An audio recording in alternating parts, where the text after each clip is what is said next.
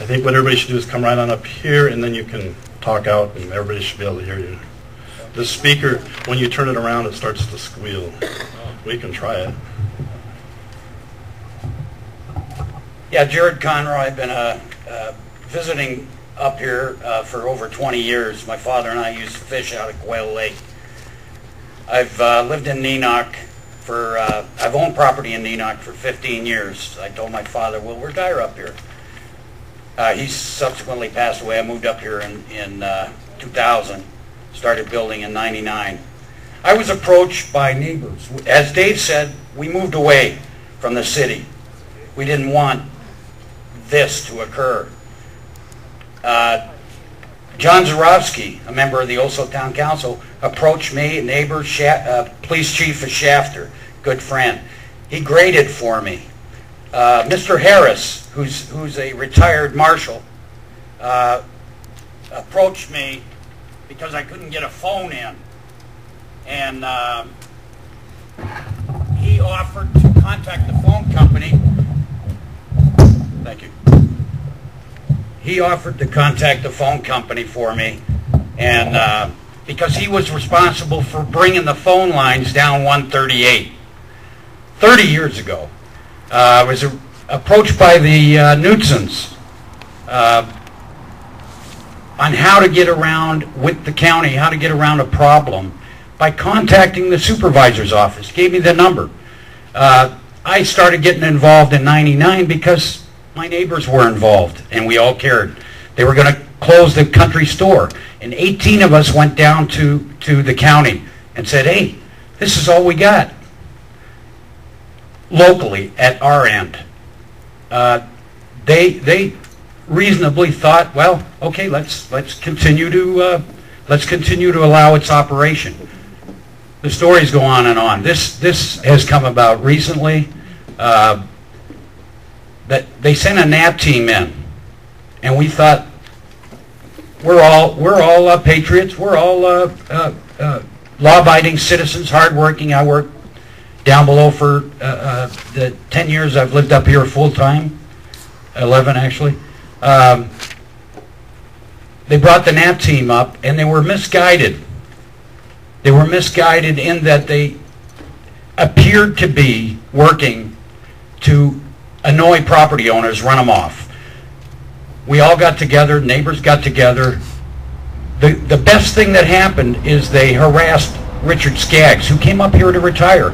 Him and his wife, there's pictures.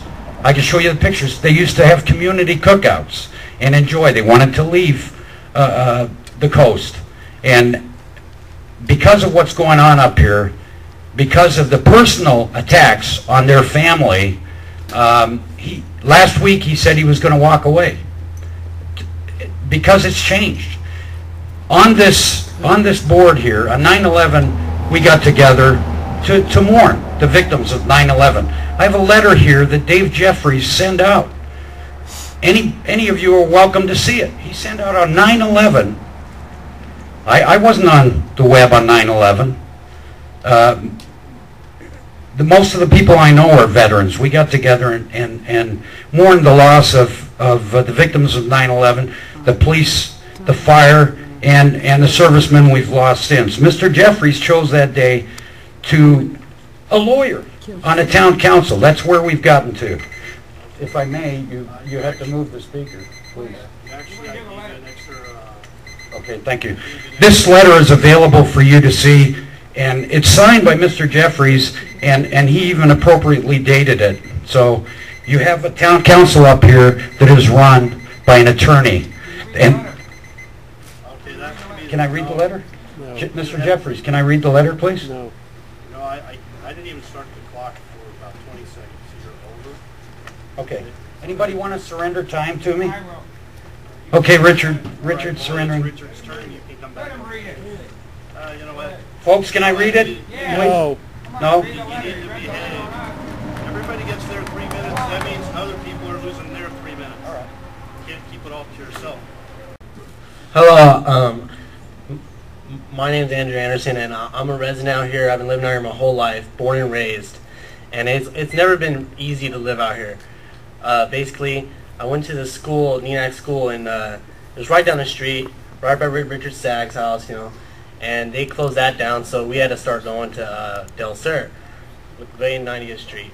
So it's never been easy living out here. So, but my specific purpose right now is to get across why is Ozo Town Council not getting appreciated for their hard work. Because we really appreciate all the job applications and the job fairs and all that stuff. So I would like to say that I actually got an application saying, I got a call from this guy. He called my house and said he gave me an email, and then I printed this out, went to Richard Skaggs' house, and this actually means I'm gonna get a job. So I think that this is a good opportunity for kids around here or people who are trying to get a job. Okay.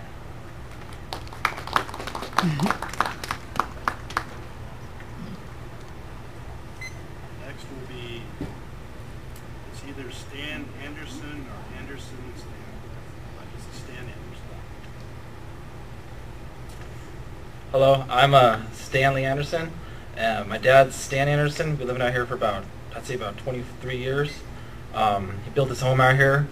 I pretty much know everybody around here, and I've worked in construction with him now for since I was about 12 years old, and it's hard, We're working in Lancaster and Cortell doing repos, but it wasn't going so good. So now we're down working. You have to drive 2 hours to Malibu and work hard all day, and it's not going really good for me. And my dad said, if you got an opportunity, if they're going to let you have a job, go right ahead. You'd be better off doing that. And Bob and Richard Sachs and the Ozone Committee, I've actually they're the first day they had the meeting, and we all got together and started it. And I just want to, say I'm really thankful. And, Richard Sachs is a nice guy, and you guys should all be ashamed of yourselves if you're going to badmouth him, because I have a lot of friends. I actually have a guy who's going to be doing some heavy equipment of a dozer, getting it ready. And this is just a blessing from God. Looking forward to starting my new job.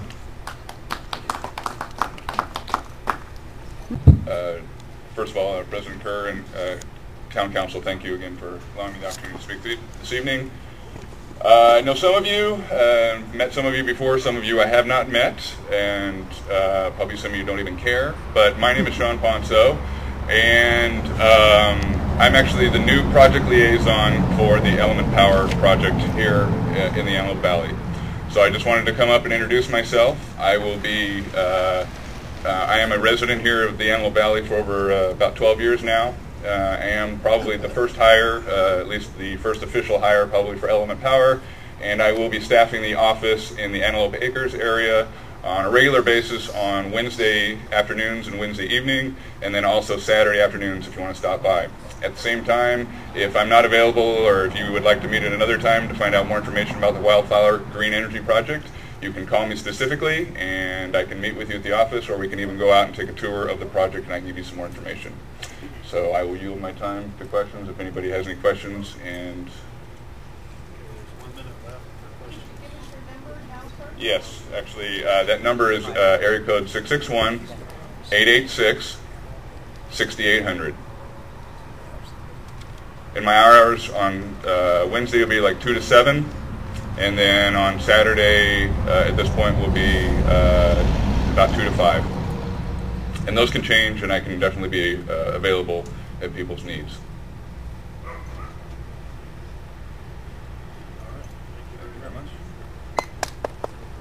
Definitely, right up front, I'm not opposing any of the solar project except for Elements because it is too close to the Pocket Reserve. The only thing that separates the state parks from the Lake Hughes area, which the lakes Cindy, are the only sag go to the ponds, the microphone. largest sag ponds, natural lakes. Go to the microphone. Natural You lakes don't have to shout. in the, I know.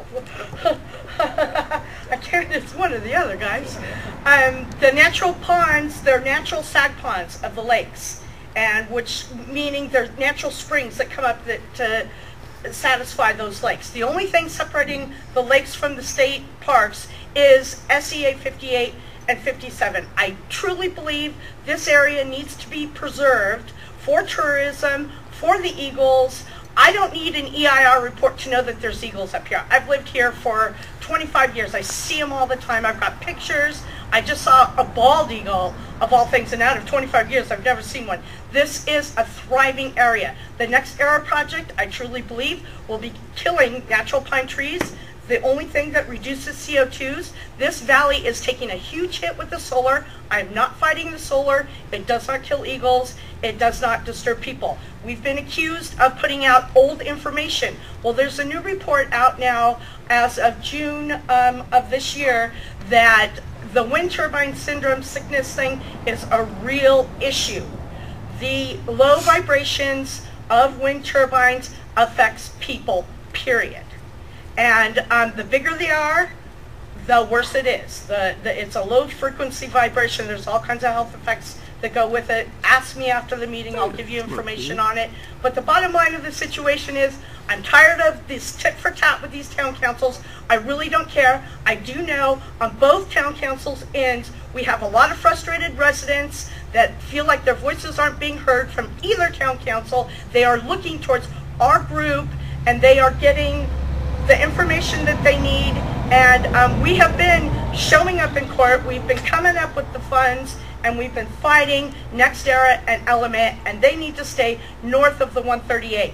And just if I have a few more minutes, on the federal end of things, Washington has set aside $38 billion for green energy. In the last 2 years, $19 billion has been saved, or has been spent. 60,000 jobs have been promised in this country for this stimulus package.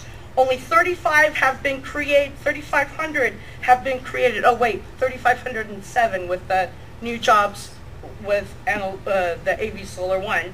But the bottom line of this situation is 2 more years, this stimulus money is going to be gone. And then where are we going to be? So if you're a landowner and you're leasing your property, you better beware. I'm Richard Skaggs, the president of Oslo Town Council. And for the record, Jeffrey is the attorney, stating that we said that we'll take any application anywhere in the valley is not true. If you read our website, if you go to oslotc.com, you'll see the borders were the same, from 100 to 300. Those borders were established in 1992. All you have to do is go to the town council website and see that. But most attorneys, they always like to twist things around. He's been twisting. Wait a minute, Dick. Do I have 3 minutes, or do I have to? Actually, you know Please, what? please. I didn't even start with the timer. Thank you. A Again, little extra time.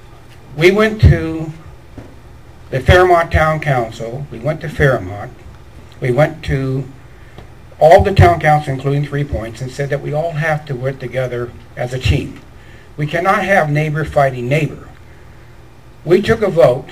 We had 115 people ask if we wanted to join in with the Fairmont Town Council. We agreed. It wasn't just our members. We then came to your council meeting here. Mr. Conroy had his hat in his chest and said, we voted, we'd like to see a motion that we all join in together. At that point, Dave Kerr said, no, that's okay, let's start a ad hoc committee and we'll get back to you. At the next meeting, Barbara Rogers was going around putting things on every chair at our town council meeting. That was not true. It was a letter that was put out named by Wayne Argo that was not put out. We feel that it came from somewhere in this area. But she had the nerve to go around and put this all over. The only person that told us about it was a reporter and saw her doing that. When we asked her why she was doing that, she said she had the right to do it. We said, yes, you do. Thank you. This is not being a good neighbor.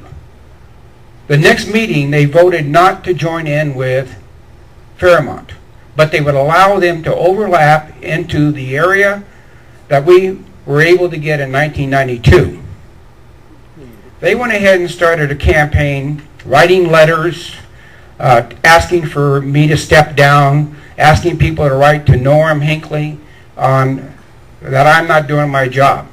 Well, we had each meeting over 100 people, but I think that anybody who wants to fill this out, they're welcome to do so, but if they want to put Fairmont Town Council, they can put that in there also and ask for any recalls that they wish. Anybody with any of the town councils, and tomorrow on our website, we'll have that up so that you can choose what you'd like to do. What we asked them, our neighbors, not to do what's happening right now. Have a little courtesy with our neighbors.